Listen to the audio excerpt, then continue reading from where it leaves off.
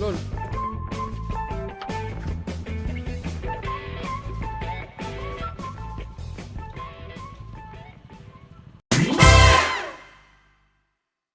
Hello, what's up mga ka-Promdi? For today's video nga ay gumagayak kami papunta ng Piat Cagayan.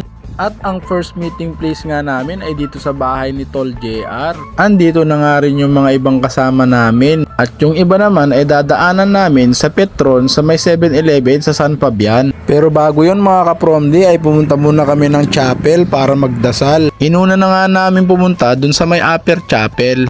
Nakaugalian na kasi namin na pag may ride kami ay dumadaan muna kami sa mga chapel dito sa amin. Pamalayo man yan o malapit ay kailangan nating humingi ng gabay kay Ama. At pagkatapos nga namin sa Upper Chapel ay bumaba na kami para dun naman sa Lower Chapel ang pupuntahan namin. Medyo mainit nga lang tong biyahe namin kasi tanghaling tapat. Take off time namin ay saktong 1:00 ng hapon. Kasama na nga namin si Tol JR babiyahe ngayon kasi dito na ulit siya titira sa Isabela. Nandito na nga kami sa Lower Chapel kaso nakasara kaya nagdasal na lang kami sa labas. Pagkatapos nga nun mga ka-Promdi ay tumuloy na kami sa pagbiyahe kasi nag-aantay na sa 7-Eleven sa may junction yung mga kasamahan namin. Pagkalipas nga ng ilang saglit ay nadaanan na nga namin tong mahiwagang tulay ng The Rivers of Babylon. Cherries! Ay ang sarap maligo. Kung mapapansin mo nga mga ka-Promdi ay may mga heavy equipments nang nakatambay dito. Nangangahulugan lang na uumpisahan na nila yung tulay na pinaka-aantay namin mga taga Riverside. Sa wakas pag nataasan na yung tulay hindi na kayo mahihirapan pag lumaki yung ilog. Ilang saglit nga ay narating na nga namin itong Petron Junction at dito na nga yung final meeting place namin mga ka-Promdi.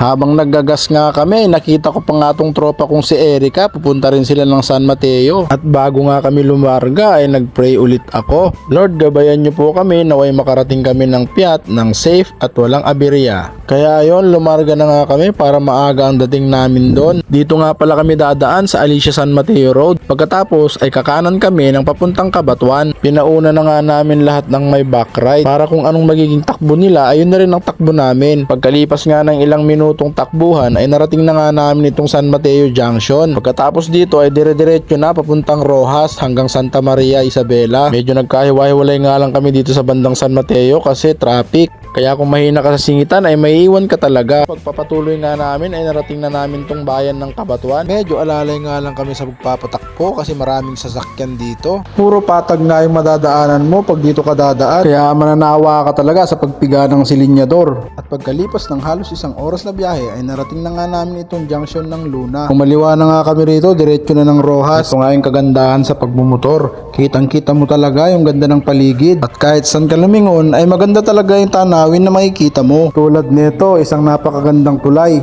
Napakahaba. Isa na yata to sa pinakamahabang tulay dito sa Isabela. Ito yung tulay ng Cabanatuan papunta ng Aurora. Sa di nga kalayuan ay andun na ang arko ng Welcome to Aurora. At pagkatapos nito ay susunod naman ang bayan ng San Manuel. Binubundutan ko nga lang dito sila in San Alvin. Kasama kasi niya yung misis niya. Kumbaga ako na yung nagsilbing tail. Nainip na kasi yung mga ibang kasama namin kaya medyo binilisan nila. Sa Roas na lang kami magkita-kita lahat. At sa pagpapatuloy nga namin sa pagbiyahe ay narating na nga namin itong bayan ng San Manuel. At ilang saglit pa ay dito na namin sila inabutan sa boundary ng Rojas at Malig. Dito na nga muna kami nagpahinga at nag-jingle bells. Siguro mga 30 minutes kaming tumambay dito at nang nakaipon na ulit kami ng lakas ay umalis na ulit kami. Sigurado magbabakbakan na kami rito kasi maluwag na yung daan papunta ng Santa Maria. At hindi nga nagtagal ay nadaanan na nga namin itong bayan ng Malig. Shout out sa mga ka-Promdi natin dito sa Malig. May mga nakasabayan din pala kaming mga riders na papunta rin ng Cagayan. Laalay nga lang ulit ang takbo namin dito kasi maraming sasakyan mga ka-Promdi. Pero pag nalampasan mo itong bayan nila ay maluwag na ang daan kaya mananawa ka na naman sa pagpapatakbo.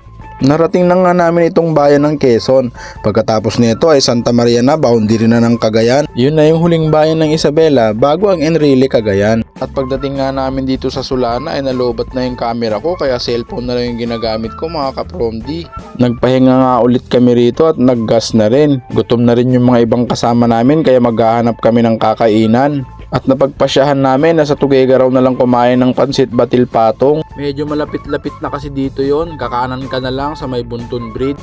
At ayun na nga mga kapromdi, narating na namin ang Buntun Bridge. Isa ito sa pinakamahabang tulay dito sa Region 2. At ito yung tulay na nagkukonekta sa bayan ng Solana at Tuguegarao. Pagdating mo nga dito sa may Tuguegarao City ay sobrang traffic na, kaya napagpasyahan namin na dito na lang kami sa may tulay kakain. At dito nga namin napiling kumain sa may tabing ilog Pansiteria, dito lang mismo sa tabi ng tulay. Exciting to kasi ngayon lang ulit tayo makakatikim ng authentic na batil patong ng Tuguegarao City. At pagkatapos nga namin order ay gumawa na kami ng kanya-kanya naming sausawan. At habang inaantay namin yung order namin ay nagkukulitan muna kami rito. Napansin ko nga tong mesa nila, pakaganda. Kaya tinanong ko kung anong kahoy ito at sabi nila ay mahogany daw. At makalipas nga ang ilang sandali ay dumating na yung order ko. Kaya nagpray na nga ako at para makakain na. Tara, mangantayon mga kapromdi, ano pang inaantay nyo? Para sa inyo nga ang first bite ko.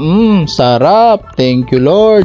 Ibang-iba nga talaga ang lasa at linamnam ng pansit batil patong dito sa Tuguegarao. At sa halagang 100 nga ay busog na busog ka na sa dami ng servings at syempre sa sahog. Medyo nahuli nga itong sabaw pero ox lang kasi mainit-init siya nang iserve sa amin, kaya sobrang sarap higupin. Lalo na pag nilagyan mo ng chili oil, talagang magigising ang kaluluwa mo. At eto na nga yung final bite mga kapromdi, sobrang nabusog ako, solid talaga dito sa Tuguegarao. So paano ba yan mga kapromdi, dito ko na lang tatapusin ang aking vlog at sobrang nabusog ako. At lalarga na nga ulit kami, papunta na ng Piat Cagayan. Kaya see you next vlog mga kapromdi, bye bye, plok-plokan time!